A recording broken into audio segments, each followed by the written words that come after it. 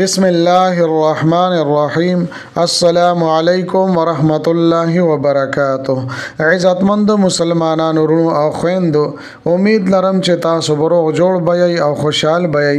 زما د الله رب العزت نه دا دعا دا سوال له چې تاسو چرته هم یې الله تعالی مو همیشه د پاره ها د باد روغ جوړ خوشحال ساته. زما عزتمندو، نن د نوې او خاص وظیفې سره زستا سو مخکې حاضر شوم او دا وظیفه د سورۃ الاخلاص یو مجرب او عظیم الشان علی شان ختم ده. زما عزتمندو، د هر مشکل او د ټولو پریشانو حل دا د الله رب العزت پاک کلام قران پاک کې ده. څومره چې یو سړی د الله رب العزت کتاب سره تعلق ساتي، د الله رب العزت کتاب سره منسلک وي، د الله رب العزت کتاب سره مینه او محبت ساتي، نو الله رب العزت به د مشکلات په خپل باندې ختمي. دا رنګ زما عزتمندو، یو سړی چې څومره د الله رب العزت د کتاب نه لری کیږي، د الله رب العزت د ذکر اذکار نه لری کیږي، نو شیطان په د باندې مسلط کیږي او شیطان په خپل پنجه کې اخلي. نو چې څومره یو سړی د شیطان د حمله لاندې راغی، نو زما عزتمندو داغه پریشانه، غمونه، تکلیفونه، مصیبتونه رز درزه سیوا کیږي.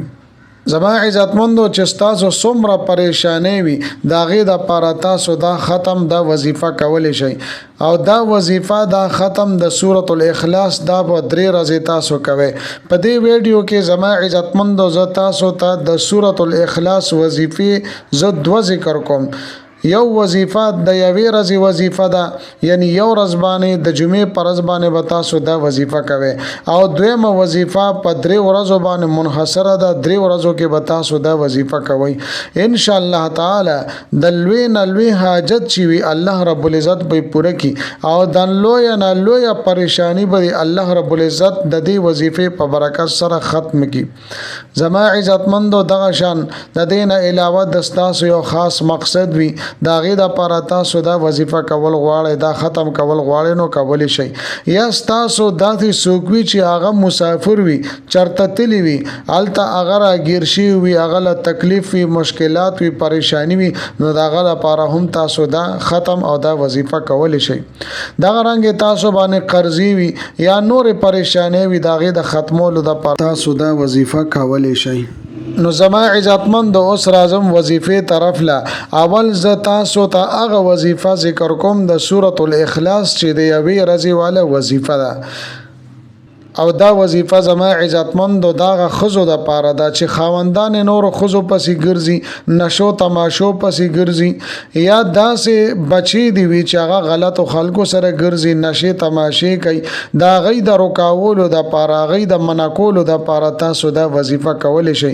طریقې کار دا دی چې د جمعې پرز باندې د جمعې مز نه پس اول به 2 رکعات نفل وکي، او بیا به تاسو درود شریف وایي 3 پیری. اللهم صل علی محمد وعلى آل محمد كما صليت على ابراهيم وعلى آل ابراهيم انك حميد مجيد.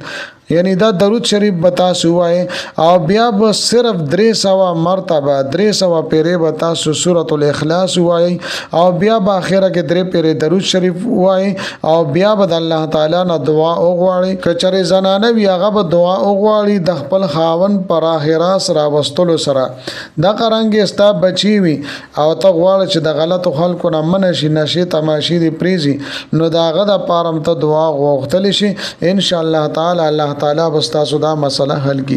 دین علاوه زما عزتمندو، د 3 ورځو وظیفه زو تاسو ته ذکر کوم. د سورۃ الاخلاص وظیفه به تاسو 3 ورځې کوي. تاسو له اختیار دی چې په کوم ورځ تاسو دا وظیفه شروع کا، خو پر لا پسې 3 ورځې په مخه به تاسو دا وظیفه کوي.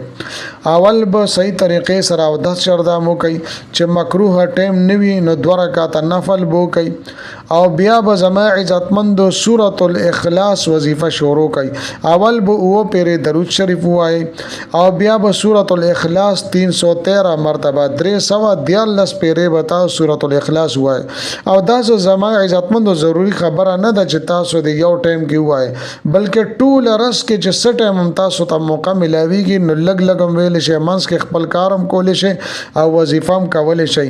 نو دې طریقې سره به سورۃ الاخلاص 314 مرتبه 314 پیری تاسو وای، او بیا به داغه نه پس او پیری درود شریف وای دا قرانګي په دوه مرز باندې به بیا 2 رکعات نفل وکي او بیا به سورۃ الاخلاص 314 پیری وای او بیا به او پیری درود شریف وای په درې مرز باندې به زما عزتمند بیا 314 پیری سورۃ الاخلاص ختم وکي او بیا ورپسې او پیری درود شریف وای یعنی د هر یو وظیفه نامخ کې نفل دی درود شریف ته ورپسې درود شریف ته منځ کې به سورۃ الاخلاص 314 پیری وي او دا وظیفه به سکه دا به 3 ورځې په مخه باندې جاری ساتي کله چې زما عزتمند 3 ورځې تاسو دا وظیفه وکړه نو بیا به د الله رب العزت نه دعا غواړي چې د صدا لپاره ته دعا غواړي سم مسلې د لپاره ته دعا غواړي الله رب العزت به ضرور ستا مشکلات ختمي